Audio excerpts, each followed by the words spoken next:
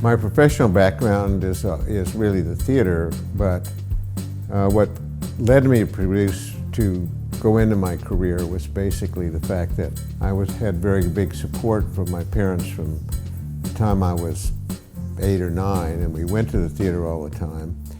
And you know, I suppose being an only child, I spent a lot of time in sort of make-believe. I think the thing that got me really started was when I went to university, down at the University of Oklahoma.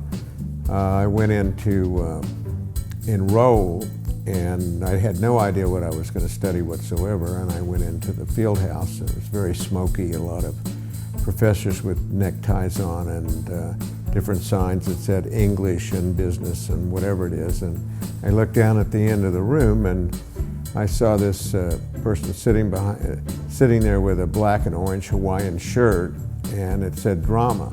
And I thought, that sounds like a good idea. So I went to New York, and basically, you know, I had looked at trying to get a break in the theater, which was very difficult. And I had a call from my mother, who had seen a show in London called Sleuth, which was a murder mystery in those days. Very, very big hit, Anthony Quayle. And she said, you ought to get involved in it. So I went and looked up who was producing it in New York, and there was a man by the name of Morton Gottlieb, who was a very fine producer, who was producing it. And after spending a lot of time with him, he said, well, why don't you come and get involved with me in the show, which I did. And I learned from Morty the beginnings of the business, which was box office. You know, I was his assistant on the show. I got a really good background, and then Morty kept offering me other things to do. He offered me Same Time Next Year, which I said I didn't think I liked. It turned out to run for years in New York, and I never went to see it because I was always so annoyed. Well, my education in detail was going into the drama school at the University of Oklahoma, which is the second oldest drama school in the United States, surprisingly enough.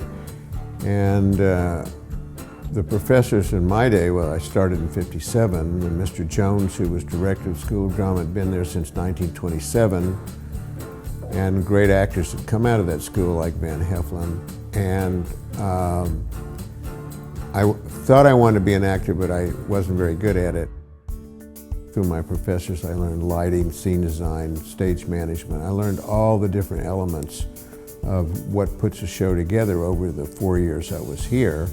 And at the same time, in my day, you went to work in summer stock, in a summer stock theater, and I did 4 years at the La Jolla Playhouse, starting as a stagehand and apprentice, and then becoming head of the apprentice program.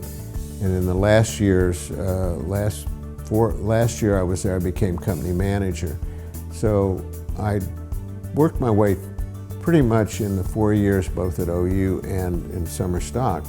One of the greatest hits I had, my first Tony Award, was done with a play called Dracula, which is a very old horror play Frank Langella did on Broadway. But you know, apart from being, you know, having a great time with it, I think my crowning achievement was basically in New York, was the producing of the Will Rogers Follies. Well, I think my personal achievements really all came about by the luck of the Will Rogers Follies. You know, I all of a sudden became an Oklahoma celebrity when I was, you know, particularly when the show opened when the show opened its national tour here. After the Will Rogers Follies, I was at loose ends a bit, so I started involving myself in the theater program here and the musical theater program. And then by some stroke of something or other, I became very friendly with Brad Henry. And Brad was running for governor, at which point everybody assumed he hadn't a chance. And I decided, well, that's all right. And Brad and I, we went around everywhere, campaigning and doing everything. And surprisingly enough, he won. And I was his first appointment as regent at the University of Oklahoma. and then reappointed by Governor Henry. So I had 14 great years here. If I had to summarize my life in, well, it's 2 words, not boring.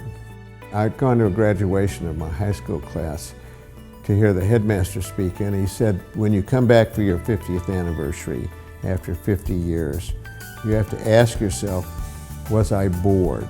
Because that's the most important thing, and I wasn't bored. Life was, I've had a, you know, there's a line in the play Anti-Maine, and she says life is a feast and most people are starving to death.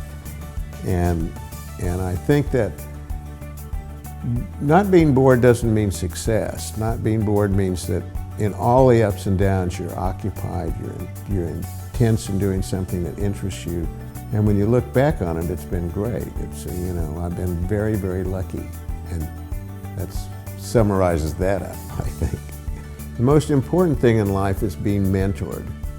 And so my personal inspirations were probably that, other than my professors who mentored me through, the greatest inspirations I had in being mentored, one was the actor Alfred Drake, who we became very friends. Alfred was the original Curly in Oklahoma. Alfred was a big star on Broadway. We were very close friends. And he taught me so much about the importance of what an actor means to a show and how, as a producer, which was my business, how you deal with actors. My other closest friend was Bernard Jacobs, who was president of the Schubert Organization. And in the other direction, Bernie taught me everything about managing shows, but more importantly, managing theaters and that side of the business. So I was mentored from both areas of my business, so I had a tremendous understanding of how to deal with both sides of the business. And that's the most important thing of the 2 people I had. And now, at my age, being still in the business, I'm now being mentored myself by the younger generation, and the way they operate is completely different than the way I operated. So I very much am a big mentoring fan. Well, my legacy, you know, I think the real interesting thing about the legacy is that my father died when I was 20, and now that I'm going on 80, there are 60 years of questions that I would really like to have answered about life that I'll never know. And so now that I have children that are basically, you know, they're 17 and 18, I'm talking to my children now, and you'll be watching this when I'm not here. So basically, one of the reasons that I want to do this is that I'd like to have a conversation with you rather than have you pick up some articles or root through some newspapers and have this idea, I wonder what he was really like. I've spent a lot of time with them, mainly because of an article I read about John Wayne, who took his young son with him all the time, everywhere, on his shoots and locations, because he said that he's not going to be there when his son is going to be middle-aged, and he wants to have that memory. And this is part of that memory process, I think. Well, I think for future generations, I think the most important thing in this country is don't forget the past, don't forget how this country was put together, and don't try to reinvent things that you don't like into it with things that you do like. And then the other thing for future generations is that you should all try to find things that interest you to do. I mean, we discussed this before about keeping active and not being bored, but I think a lot of it is to find an occupation that you want to do that really interests you.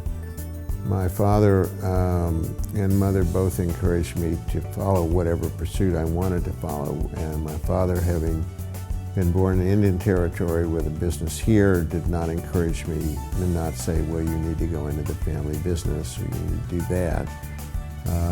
My mother always said to me, well, after my father died, if your father were alive, you'd be back in Oklahoma. And then when I was in New York and I had been there a couple of years, I was a bit depressed, having not found anything to do, and I had an opportunity to come back here, I told her, I said, I have some good news for you. I think I'm coming back. And my mother called me back an hour later and said, you better stay there, that's where you belong.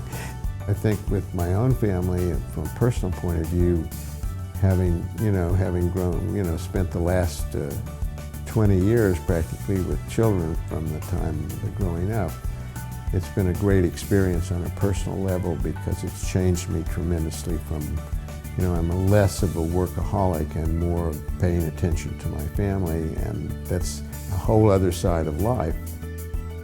How would I like to be remembered? Well, I think from a professional point of view, I should be remembered as somebody that was very lucky.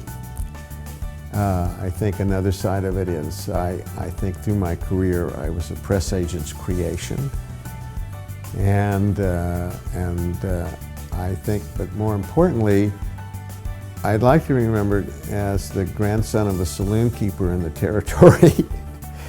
And after 3 generations, I'd like to be remembered as an Oklahoman who has gone on and been very lucky, and has also really had, I'm so proud of the fact that I have created so many things here that have been very important to other people.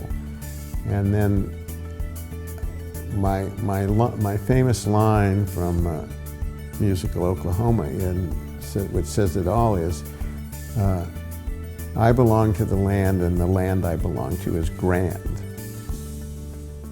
That's how I'd like to be remembered.